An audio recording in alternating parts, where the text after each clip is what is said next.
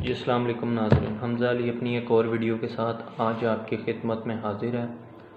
आज की इस वीडियो में मैं आपको एक बहुत अच्छी खुशखबरी देने जा रहा हूँ, जिसका आपको मुझे हम सबको बहुत बेसब्री से इंतज़ार था। जी हाँ, रमज़ानुल मुबारक के हवाले से कि रमज़ानुल मुबारक में मस्जिदों में लॉकडाउन नहीं होगा, मस्जिदें आबाद रहेंगी।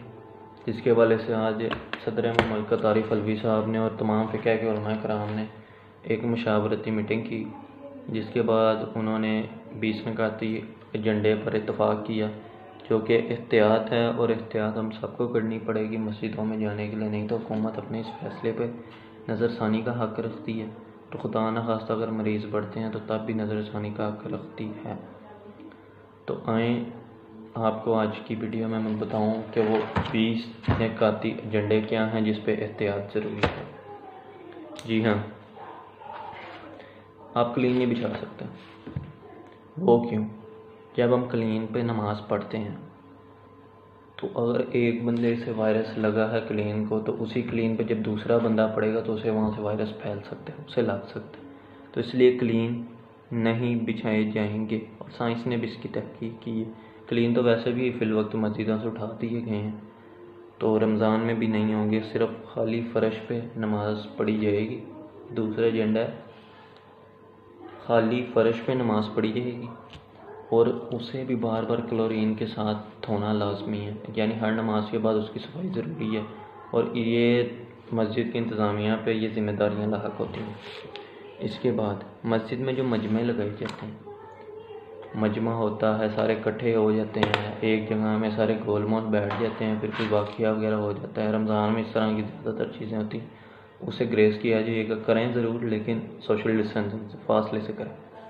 इसके बाद जिन मस्जिदों के पास सेहन है वो हॉल में नमाज़ें अदा नहीं करेंगे, वो अपने सेहन में करेंगे। इसके बाद 50 साल से ज़ायद उम्र के और नाबालिग बच्चे अफराद जो भी हैं सब, ये इन्हें इजाज़त नहीं होगी मस्जिद जाने की, ये घरों में नमाज़ें पढ़ें, क्योंकि 80% तहकीक के मुताबिक मरने वालों की तादाद 50 साल से जो ज़ायद उम्र के लोग हैं उनकी है। तो प्लीज़ वो घरों में नमाज़ों को अदा करें, ये हुकूमत की उनसे इल्तिजा है। इसके बाद जो लोग बीमार हैं, यानी उन्हें नज़ला ज़ुकाम वगैरह कोरोना की अलामतें हैं या बुखार है या कुछ भी है, वो मस्जिद ना आ जाएं। या जिन्हें डायबिटीज़ शुगर वगैरह वो भी ना ही जाएँ तो बेहतर है, उनके लिए इसे हैंडल करना मुश्किल हो जाए। और ऐसे में फिर अगर किसी को आया तो दूसरे तक मुंतकिल होगा, उसको आप सबको ही पता होगा, इसके बारे में तो आप सबको ही होगा। जब मस्जिदों में कहते हैं कि जब मस्जिदों में सारा जगह भर जाती है, स्पेशली रमज़ान में इस तरह की बहुत सी चीज़ें होती हैं, जब सारी जगह मस्जिदों में भर जाती है तो करते क्या है कि जी सड़कों पे सफ़े बिछा लेते हैं, फुटपाथ पे बिछा लेते हैं। इस ऐसी चीज़ों से ग्रेस करना है, क्योंकि वैसे भी जरासीम होते हैं बाहर, तो कोरोना के लॉकडाउन में तो इन चीज़ों से भी ग्रेस करना है। ऐसा नहीं करने की इजाज़त नहीं है। अब जहाँ तक मैं आपको बात करूँ, जी हाँ, क्लीन नहीं, चटाई आप बिछा सकते हैं मस्जिद में, लेकिन उसे भी बार बार, जिस तरह मैंने बताया कि फ़र्श को क्लोरीन के साथ साफ़ करना ज़रूरी है, चटाई को भी बार बार साफ़ करना ज़रूरी है क्लोरीन के साथ। इसके बाद नमाजियों के लिए खाली जगह, यानी कि जो एक साफ़ होती है, साफ़ में 2 अफराद के गैप के साथ, एक अफराद के गैप के बाद एक अफराद यानी कि खड़ा होगा नमाज के लिए, फिर 2 का गैप, फिर दूसरा खड़ा होगा। तो खैर इस पे वैसे हमारा इस्लाम इजाज़त तो नहीं देता, लेकिन हो सकता है कि सूरत हाल बदलने के साथ साथ इस पे इजाज़त दी जाती हो। खैर मुझे इसके बारे में ज़्यादा इल्म नहीं है, यानी मैंने तो जहाँ तक देखा है कि इस पे इजाज़त नहीं दी जाती, सबको इकट्ठे होकर नमाज़ पढ़नी है, लेकिन हो सकता है सूरत हाल के मुताबिक इजाज़त हो। खैर मैं इस डिबेट पे नहीं जाऊँगा, मुझे इस पे इल्म नहीं है ज़्यादा। और एक कमेटी बनाई जाएगी तमाम मोहल्लों की या इलाक़ों की या शहरों की, जो अपनी इमाम बारगाहों को और मस्जिदों को कंट्रोल करेगी और एहतियाती तदाबीर को यकीनी बनाएगी, और अपनी शहरों की सूरत हाल के मुताबिक वो देखेगी कि हमें कहाँ पे क्या एहतियात चाहिए। ये कमेटी बनाना भी बहुत ज़रूरी है। जी हाँ, जैसे मैंने बताया कि फ़र्श पे नमाज़ पढ़े तो फ़र्श पे निशान लगाएं। जैसे मैंने बताया एक अफराद खड़ा है फिर 2 का गैप, फिर दूसरा। तो इस तरह निशान लगाए जाएँ ताकि लोगों को आसानी हो सके गैप करने में। और एक और बात मैं आपको बताता हूँ, जो एक साफ़ होगी उसके बाद 6 फुट के फासले से दूसरी साफ़ लगाई जाएगी। इस रमज़ान में किसी भी किस्म की अफ्तारी और सहरी के इज्तिमात की इजाज़त मस्जिदों में बिल्कुल नहीं दी जाएगी। ऐसे इज्तिमात से इत्तफ़ाक़ गैस किया जाए, अपनी अफ्तारी अपने घरों में की जाए, लोगों को घरों में भिजवाई जाए ज़रूरतमंदों को, तो वो ज़्यादा बेहतर है। वज़ू घर से करें जी, मस्जिद में वज़ू करने की कोई ज़रूरत नहीं है। आपको घर से वज़ू करके हैं, 20 सेकंड तक साबुन से हाथ धोने के बाद वज़ू करके हैं।